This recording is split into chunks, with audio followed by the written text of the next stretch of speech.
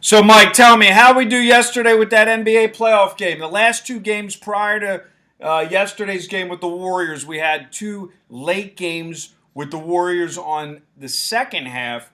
My NBA source comes with the first NBA playoff game with a first half play, and the Warriors are up eight. What was it, 18 at a half? They're up 18 at half, 59 to 41. I mean, it was clearly their first ride in the playoffs as a number one seed. All they wanted to do is show their fans they could just come out and fire it out. But they put a stranglehold on the game that the wise guys, they were on the dog. You knew that. So if you wrote out the game and you were a square, you were the one not collecting the ducats at the end. Well, so basically, there's two ways to play this matchup. You're a wise guy, you're on the dog, or you're trading the game. So what you are is you're on the favorite, like we were, on the first half, and then you're on the dog for the game, or you take the dog in the second half because teams like this come out, they take a lead, and then they play not to get injured, and they play to win, not cover. So you're a perfect example is you're a public bettor. You lay the 13, you're all excited at halftime. Your team's up by 18. And then you could see what happened. They took a 28-13 lead in the first quarter. Then they only played and took a 31-28 lead in the second quarter. And then in the third quarter, they play even, 25-25. So you've done nothing but stayed the same, and you're laying 13. You go, all right, I'm good. Then it's scrub time, and now the Pelicans win the fourth quarter, 33-22, and the whole spread was decided on the game in the fourth quarter. So if you're John Q. Square, what happens? The whole bet's blown in the fourth quarter, and if you're a wise guy and you have a smooth, bald head that's perfectly round, and you got it covered with this hat, and you got to wear sunglasses because you can't show your face in the casino because they don't want to take your action on that first half play. You got to walk in and make that first play, lay the 7. You're not even watching the game. Because that's the difference between playing the syndicate way, playing the wise guys way, or playing the public way. Shaking your head, like I say on my radio show all the time, saying, why me, why me, why me? And this is basically what happens. As we discussed yesterday, where I was standing at the pool at the Palazzo, where I'm broadcasting from now, meeting some of the largest clients in the world, that's what separates the big boys from the small boys. Knowing which games to play and not worrying about what shape the ball is. Now, regarding the NHL playoffs, we also had Tampa Bay yesterday, followed by Anaheim the day before. We are 2-0 in the NHL playoffs on puck lines, laying 1.5 plus double your money. So again, I'm not going to lay big money for small money. It's not worth the risk. You want to get minimum risk with maximum return. VIG is not your friend. And every sports trader knows this, while every square bettor bets with reckless abandon their best pitcher and gets crushed as these dogs come in at a pretty sizable opportunity. So how'd you do with the international soccer? Are you getting a lot of interest after yesterday's video? Were the videos when we discussed these foreign teams? Well, it's definitely the people just have to get accustomed to winning. That's really what it comes down to. They're so used to losing because they want to watch the game on TV. They want to turn on ESPN. They want to watch it for entertainment.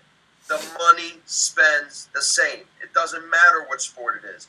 We had a 2-team parlay in tennis yesterday. Both heavy favorites. The parlay only paid out even money, but it was a dead lock. We bet the right games, not because we want to watch them, because we want to win money. It's right. Just another trade. And I personally, you're out there on the West, and I personally, when it's 85 degrees, don't want to wear this hot hat. But you know what? You got to do what you got to do to get your action in. So look, the bottom line, guys, is very simple. Is I run a syndicate. I don't know any more about the games than you do. If you haven't watched my Betting as a Business report, pick up the phone and make the call. You had a guy, we're not going to name the guy Dunkin' Donuts, we'll call him. Dunkin' Donuts from Georgia. Dunkin' Donuts from Georgia called in yesterday, and one of these, we have a lot of advisors that have access and resell our syndicate plays. And they have their own handicapping systems, and they have their trends and their products that are very low level. I mean, when I say low level, they're not bad, they're very good. But you have to define your time frame. So for a guy that's a $25, $30, $50 better, you could pay $150 a month to some of these what I call trend betting systems. And if you can ride that roller coaster ride, it's good for the small guy that's having a little fun. He's not looking to change his life. I take nothing away from these recreational bettors whatsoever. Good for them. My issue is when you're a big bettor and you're here in Vegas and you're moving 5 dimes, 10 dimes a game, and you're playing cash. You're a cash and carry bettor. You got to have some semblance of reality. As I said, I play here at the window. And the biggest problem with a lot of these guys is they're credit bettors, and they're calling from outside of this lovely state of Nevada, and the guy extends them credit, and they don't really have to. They're not real players. They couldn't get on the plane and come here.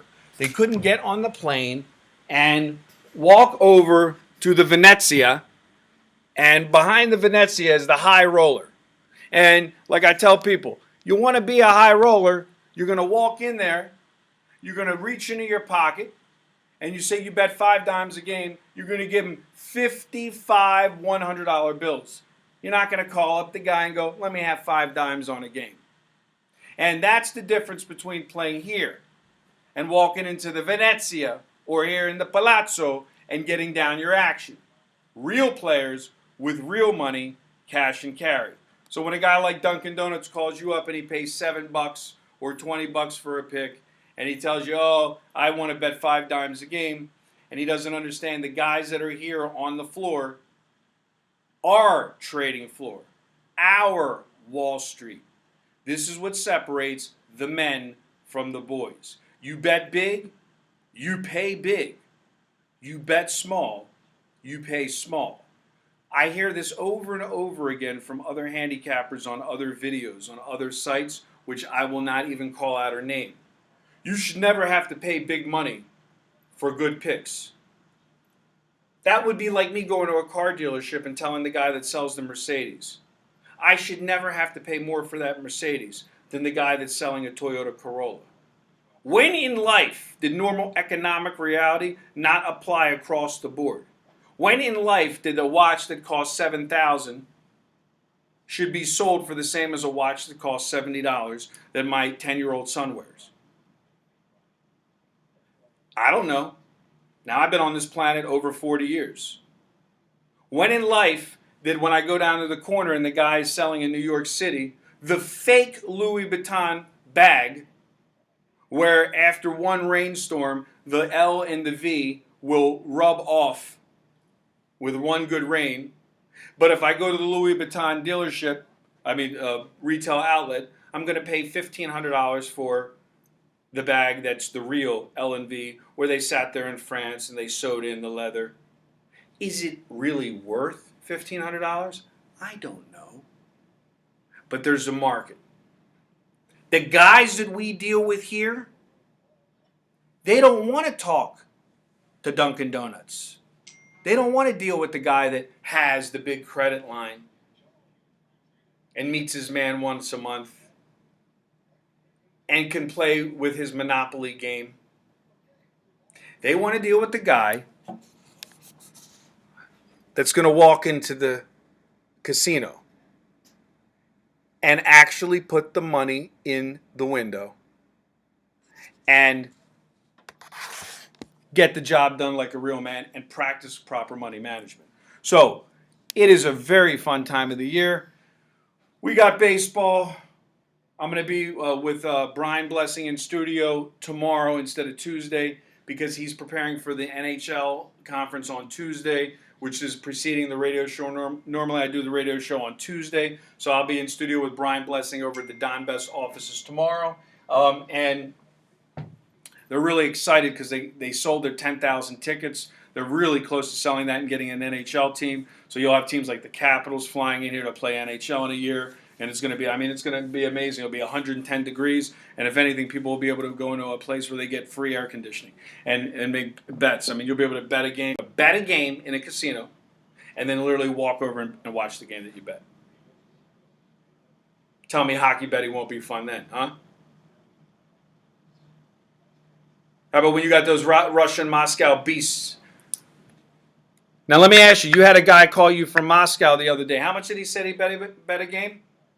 Said he could bet anywhere between 50 to 500,000 a game. Right. It's a different world in Europe. It's a different world around the world. Sports wagering is like here in Nevada. It's considered sports trading, and there's not that stigma attached to it like it is everywhere else in the world. If you're betting numbers and you're betting math, you simply have no emotional attachment. You don't care whether it's, say it in Russian, what was it, Lokomotiv Moscow? Say it with the, give me the accent, give me the accent. Do it, give me the accent. Lokomotiv Moscow. Right. What was that other game? Spartak, I'm bastardizing these teams. You're talking about in the Romanian league? Yeah. In the Romanian league, we had a winner that was the under. That game itself, just to confirm, was Zezmatan Mediz versus Petroul Plestaul. That was the under 2.25 in the Romanian League One.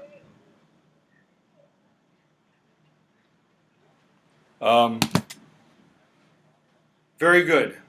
Now, you are not from this country. You came here when you were 10. So soccer was your original sport. You play it still now. And so you have a different perspective on, obviously, football, like as we joke, football against football. And like you said, this is global. It's year-round. There's money to be made year-round. I think the difference is in America, we don't get into it because it's just not offensive enough. There's not enough points scored. We get bored watching a game where it could be 0-0 or a draw. Do you agree? I think it's that, and somebody making a bet here when it's 6 a.m. and making money before you even open your eyes is not conventional. People just don't enjoy it. They want to watch their money rise instead of waking up in the morning and seeing their bankroll. Right. So a real trader like myself, I already won that White Sox over. I'm not even watching the game. I could care less. It's 12:30 here in Vegas. It doesn't make a difference to me. I don't need to watch games for pleasure. It's a trade. Most guys, when they don't bet baseball, the big thing is, hey, John, I'm going to take the MLB season off after football and the MLB, the March Madness, because it's not something I really enjoy, and I'll be back in September. Because they're betting for entertainment, which is something Vince McMahon tapped into for children to go watch wrestling. You want entertainment? Go to the movies. Take your kids to watch wrestling. You want to make money? Don't worry about what shape the ball is. And that's what we'll leave you with today, this Sunday the 19th. Lovely, lovely, lovely Las Vegas, Nevada. Not such a bad day yourself over in Baltimore, Maryland. You told me it's about 80 degrees there yourself. Beautiful day, but I'm inside doing the right thing, making money for my clients instead of spending time with my family outside on this gorgeous day. We're making moves. We got a big late move. I make the guy more money in a week than most people make in a year. Let's do it. All right, take the calls, and as we say, don't stall. Make the call. Stop being a bookmaker's delight. And for you credit bettors, when you're ready to walk in and be cash and carry, John is waiting to speak to you 101. Good day and good luck.